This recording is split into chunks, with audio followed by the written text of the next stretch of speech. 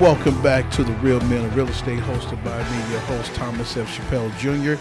of the Black Inland Empire Real Estate Investment Club. We are here with my special guest, Christina Suter, one of my mentors, and we're going to let her finish her story. So go ahead and continue.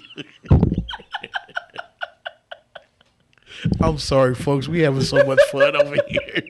But go ahead and continue. We was talking about why would somebody want to join your club?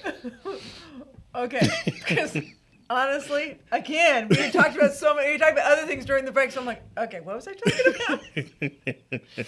Why do people want to join my club? The reason why you join my club is because it adds value to your network. That is really the primary reason why you want to join my club. Because honestly, I think I was rolling into something else right after that.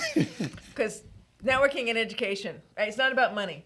It's not about money. It's about networking and education, paying it forward, and having your community support you. What you found to be true, Thomas. Right? We were just talking about you got to break the mentality. Right? If you're grown up I was grown up in a house where everybody went to college. My grandmother had a PhD.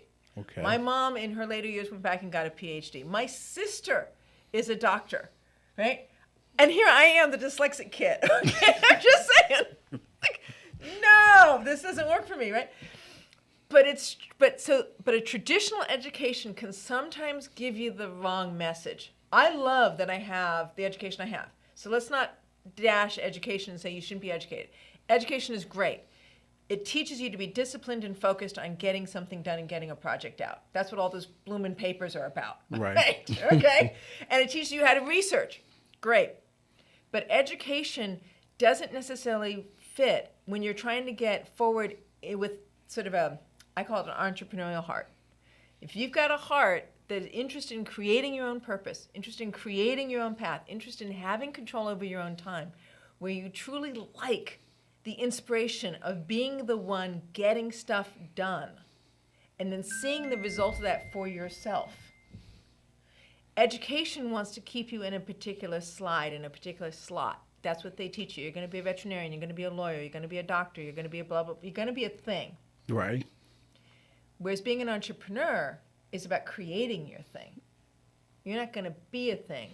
You're creating your thing. You're creating who you are. You're creating how you're going to contribute. You're creating the difference you want to make in this world. So I'm not bashing education, but you got to break free of the concept that it's defined for you and find the freedom of you defining it. And real estate is an amazing platform for entrepreneurs.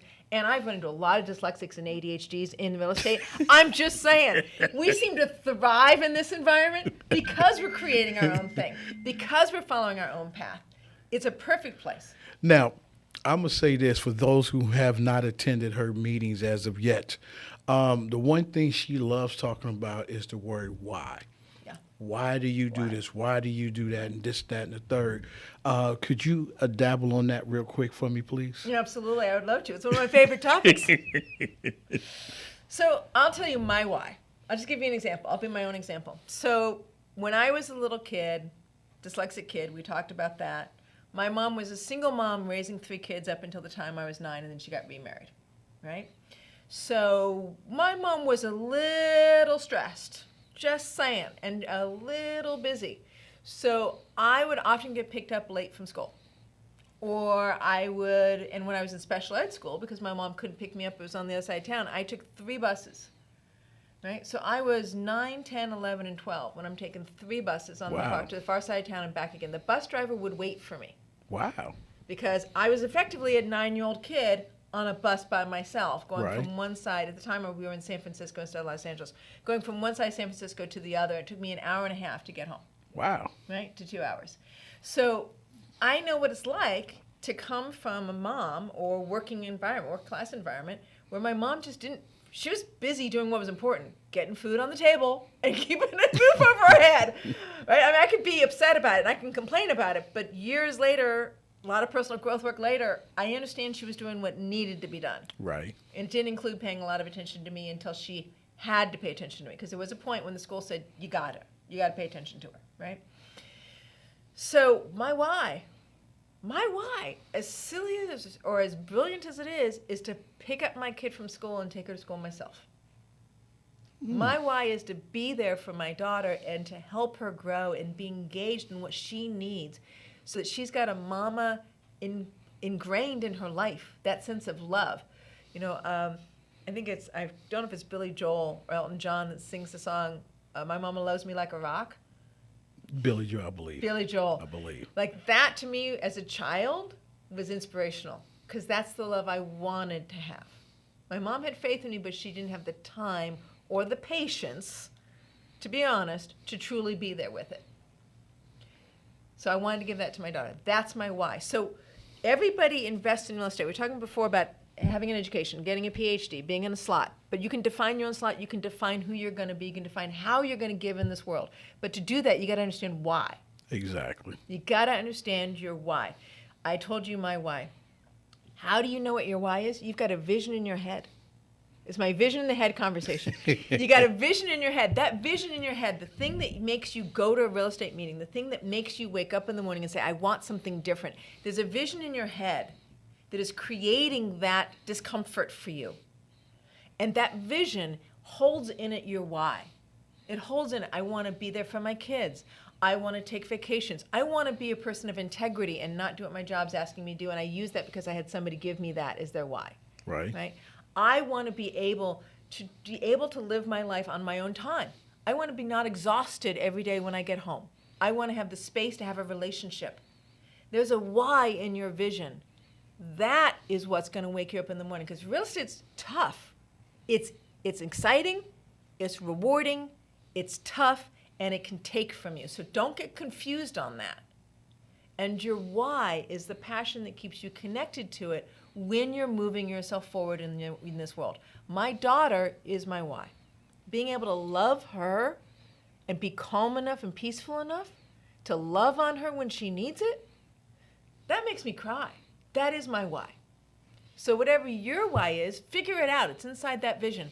That's what's going to wake you up in the morning to face doing your own thing your way. Well, see, there it is, Am I ladies and passionate gentlemen. or what? There it is. See, and this is what you really get. This is what she's all about when she has her meeting. She's not there to just be there, or she's not there to just take your money. Like there's a lot of clubs out there. It's all sales pitch, things like that. The clubs that we have are non-sales pitch clubs because we're actually wanting you to get where you need to go, because when we were coming up, you in this business, there was no clubs out there for us. There were not. I found one. It was part of my master's program that was a no sales pitch club. Yeah, so I mean, and eventually I took it over. And it's hard, coming into this and not knowing the direction or believing that you can accomplish this, or like they say, it's easy to use other people's money. And the question is, how can I use other people's money to do something that I've never done before? And that's one of the tragedies that I had coming into it. Who's going to believe into me? Yeah. And the thing of it is, when my club was being named, my mentor, Stephen McKee, you know how radical he is. He is radical. He is a thought leader. So he doesn't have a show. He doesn't have a show of his own, but he's a thought leader all by himself. So he came up and said, Black Inland Empire.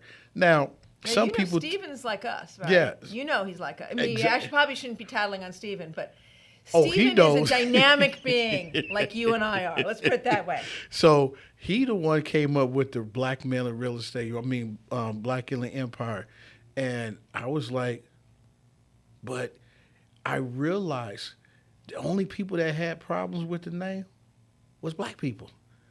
Oh, interesting. Okay. I'm serious, Okay. because it's almost like being racist, if you will. Okay. And some people, because Aaron asked, she said, Thomas, you truly think that's going to work? Until he came to my meeting for the first time, he was just like, oh my God, Thomas, all these people here, he would never thought. So he's like, he told me, he said, in a couple of years, there's going to be a chain of these clubs all over the world. And you know what? That's what we're about. We're here to help each other. We're created for each other. We are a brother's keeper, and that's one of the biggest things about, the clubs that we have. We are interlocked. We're not We're not in competition. Nope. We're not in, Nope. don't go to that club, or, just come to mine and this, that, and the third. We all recommend everybody to go to everyone's clubs and support it. Every club has a different culture. Every club has different teachers, right? The facilitators, I try to help the people in my club, but you might be the right person to help them. Why would I keep them from going to your club if you're the right facilitator for them? If you're the one who's got that next step for them, that next catalyst for them to be successful, why would I keep them at my club? But some people out there are selfish now. Come on.